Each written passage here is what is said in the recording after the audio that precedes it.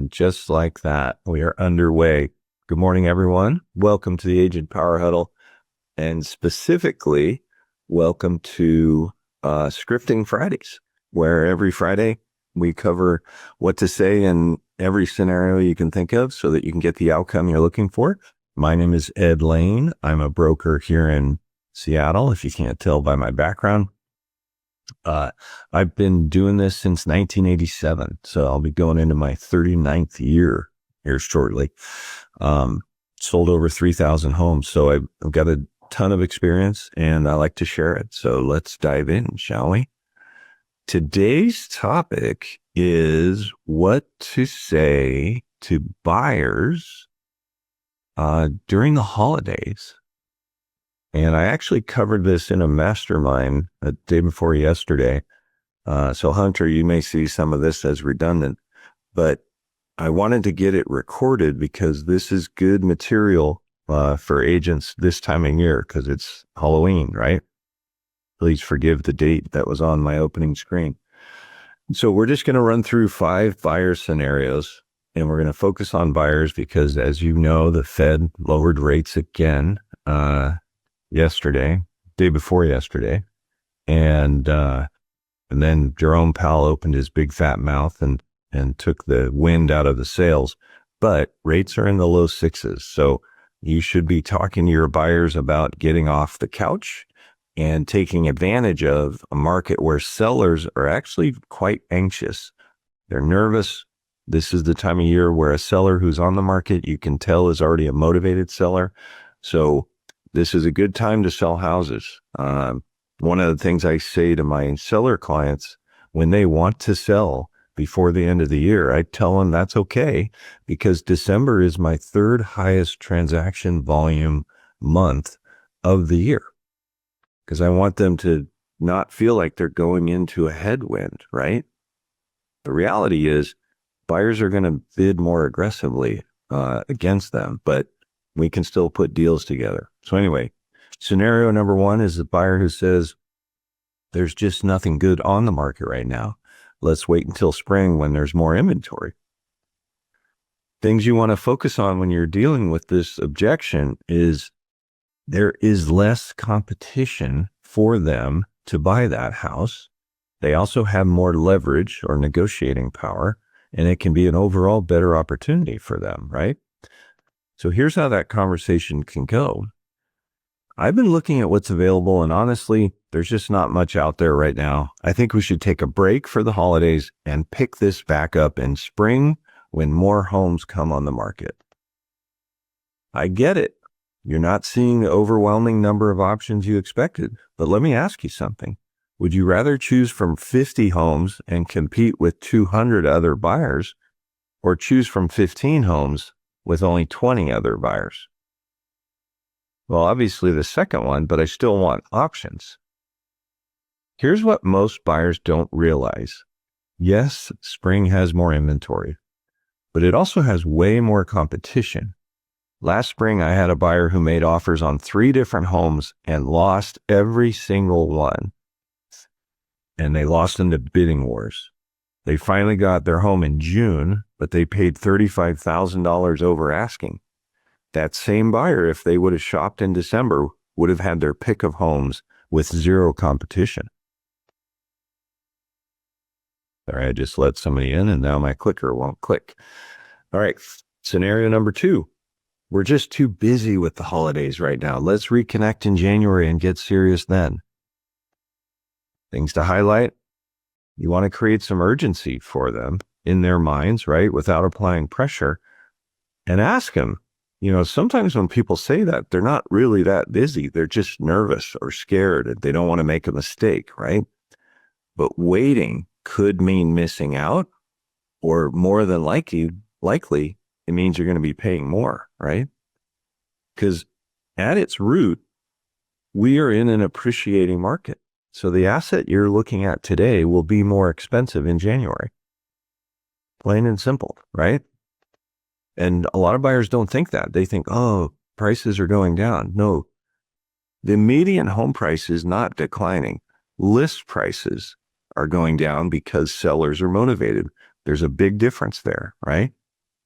So in this scenario, the buyer says, you know what? We're just slammed with the holidays between shopping, family coming into town, work parties. We just don't have time to look at houses right now. Let's reconnect after New Year's when things calm down. Hey, I totally understand the holidays are crazy. Can I ask you a question though? On a scale of 1 to 10, how serious are you about buying a home in the next 6 months? Oh, we're serious. Probably an 8 or a 9. We're just busy right now. Got it. So here's what I'm hearing. You're serious about buying, but the timing feels overwhelming right now. Let me share something that might change your perspective. The average buyer takes 8 to 12 weeks from starting their search to closing. If we wait until January to start, you're looking at moving in March or April, right in the middle of the spring frenzy when prices are their highest. Okay, but we literally don't have time right now. What if I told you that looking during the holidays actually requires less time and stress than spring? Right now, I can schedule showings with minimal competition. We can see 3 homes in 2 hours on a Sunday afternoon. No bidding wars, no rush decisions, no panic. In the spring, you'll be touring homes every weekend for months, writing offers on your phone in parking lots, and losing out to cash buyers. I hadn't thought about it that way. Here's what I propose. Just give me 2 hours a week, just 2 hours. We'll tour the best homes on the market right now. If nothing speaks to you, then we'll pause and I won't bother you through the holidays. But if we find something special, the seller is probably flexible on closing dates. We could negotiate a January or February closing, which means you're just looking now, but not actually moving during the chaos. You'd be locking in today's rates and prices while everyone else is waiting. Deal? 2 hours? Okay, I think we can do that. Perfect. And honestly, some of my happiest clients closed on homes in December. They got incredible deals, zero competition, and started the new year in their dream home instead of starting the search all over. Let's make sure you don't miss that opportunity. Scenario number 3, buyers pre-approved and ready, but unsure if they should close before December 31st or wait until the new year. This is kind of a tricky one because we're not financial advisors, right? So you have to tread kind of lightly to make sure that you don't get out of your lane, right? So be careful not to give financial advice. Paint the full picture, but stay in your lane.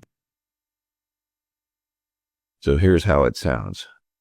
We're pre-approved and ready to go, but we're wondering about timing.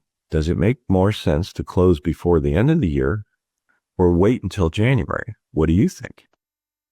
That's a smart question to be asking. Now, I'm not a tax advisor or a financial planner, so you'll definitely want to talk to your accountant or CPA about your specific situation. But I can share what I've seen with other clients and what factors they considered. Great, what are those?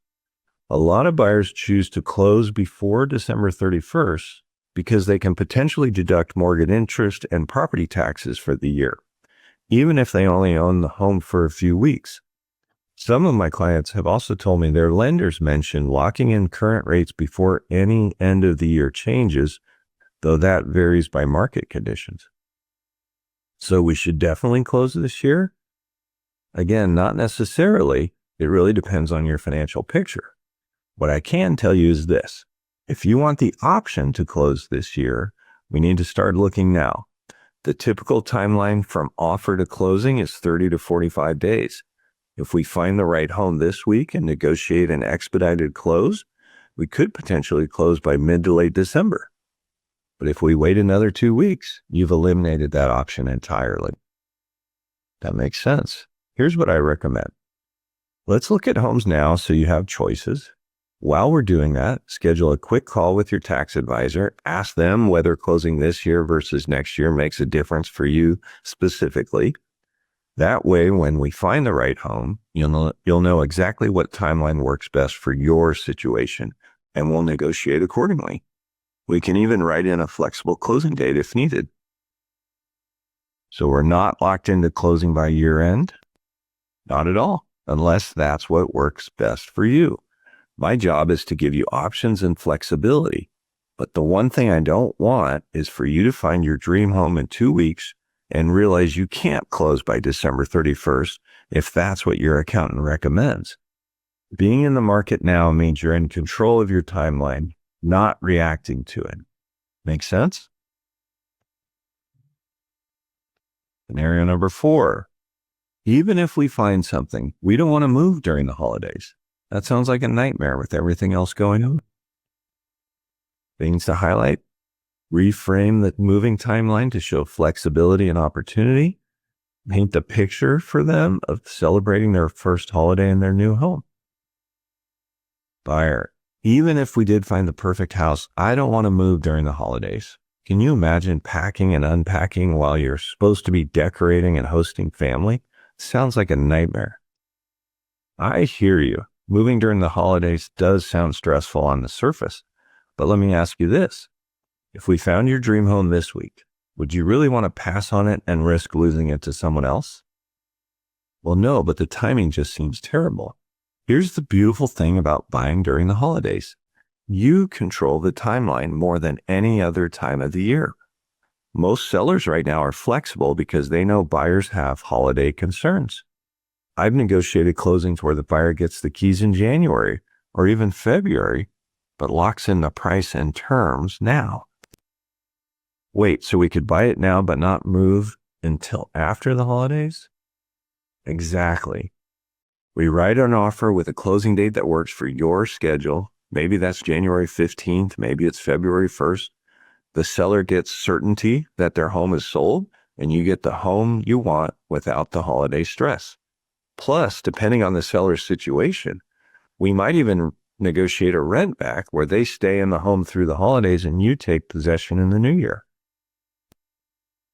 I didn't even know that was an option. Most buyers don't, but that's why you have me. Here's another angle.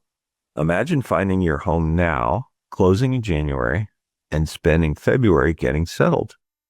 By spring, when everyone else is just starting their search and dealing with bidding wars, you're already hosting barbecues in your backyard. Versus waiting until spring, fighting for a home, and maybe moving in summer when it's even more chaotic. When you put it that way, it does make more sense to look now. And here's the bonus. Some of my clients actually love the idea of spending their first holiday in their new home. And if there's still boxes around, there's something magical about waking up Christmas morning in your house, not a rental or someone else's place. We can make that happen if you want, or we can structure it so you move after the holidays. Either way, you win because you're not competing with 50 other buyers in March. I'm in.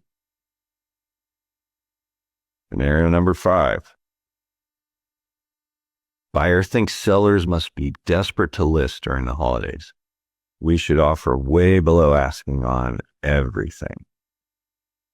Things to highlight: manage your buyer's expectations about holiday sellers while keeping them competitive. Avoid having your buyer's strategy cost them the home that they really want, and balance advocacy with reality. Here's how it sounds. Here's my thinking. Anyone who lists their house during the holidays must be desperate, right?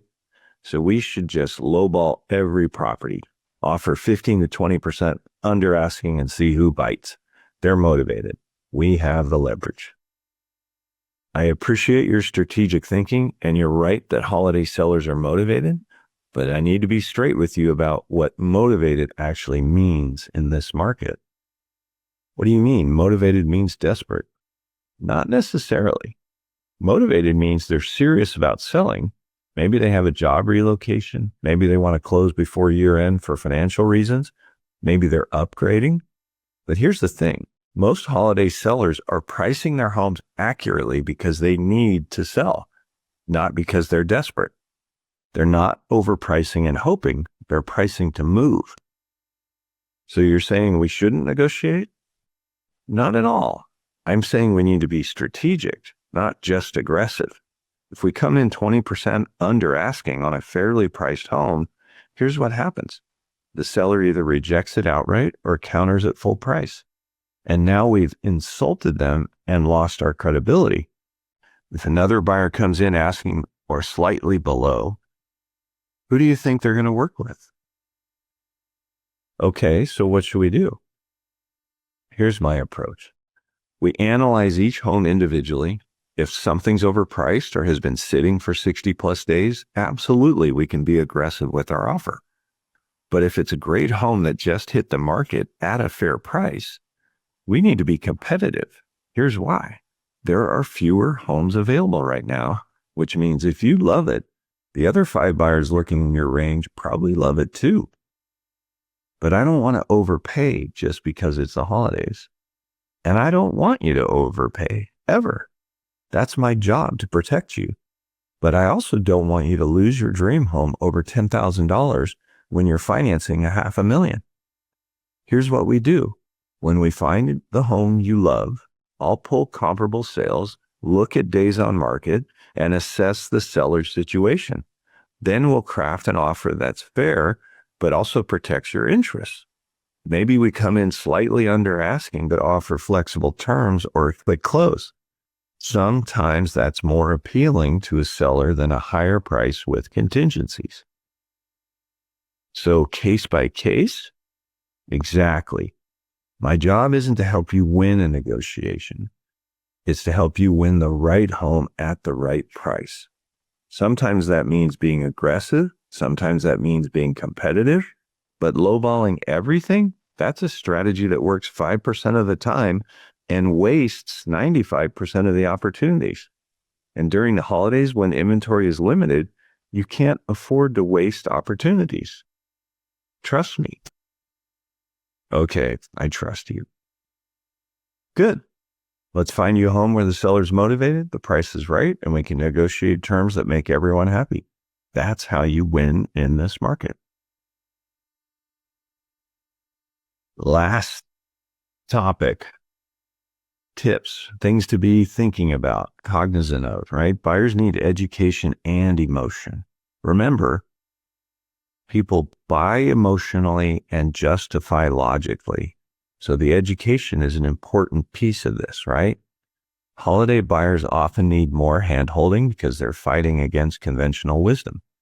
Your scripts should educate while creating urgency. And address the real objection. Too busy often means scared, right? Want more inventory often means afraid of making the wrong choice.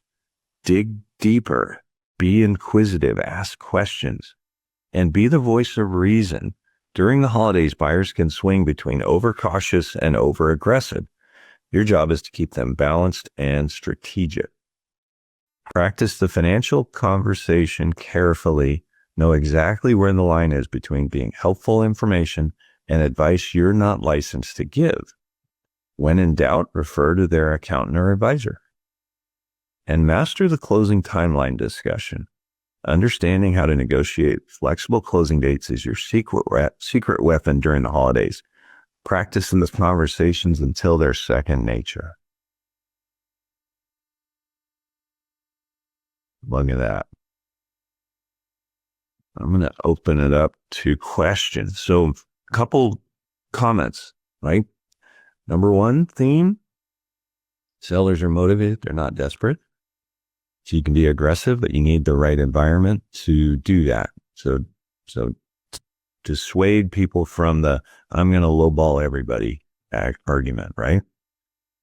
The buyers who are in the market at this time are not desperate, but they are motivated. That's why I sell more houses in December than 9 other months of the year. And remember the facts. When a buyer closes in December, when is their first payment? Not January 1st, February 1st, because interest is paid in arrears. Does everybody understand that?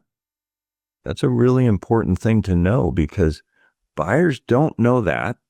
And they're thinking, man, if the seller stays in the home and I have to pay rent where I'm living, that's a double pain. It's not. You can have almost 60 days of no mortgage payment, right? Does that make sense to everybody?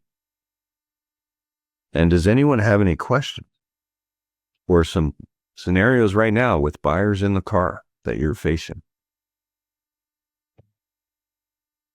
I always leave the last 5 to 10 minutes of this to field questions about what I covered, but also any scripting question that you guys have, I'm happy to answer. And I should point out, I don't know if you saw it, I didn't say it when I had it on screen. I have a custom GPT that if you don't ask in this environment, you could go and ask anytime at this URL. What would Ed say? And you need to have a ChatGPT account, but it can be the free one in order to open it. But it's a custom GPT. And it's loaded with all the scripting that I cover every Friday. All right, who wants to come off mute and ask a question?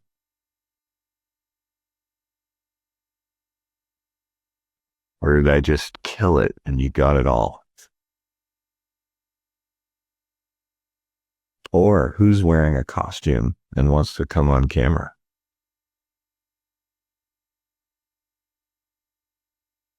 All right. Well, you guys are boring me. So I'm going to wrap this up early, and I hope you got some value out of it. It's been recorded, so you can go back and refer to it again. And other than that, have a wonderful Halloween. Talk to you later. If you'd like more information or to get connected to the Agent Power Huddle, join our free Facebook group. This call was designed for the agents in our EXP organization, but open to any agent from any brokerage. If you're a guest and you're interested in learning more about EXP or our specific resources within the Agent Collective, reach out to the person who invited you to this call to get more info. Produced by the Agent Collective Media Network.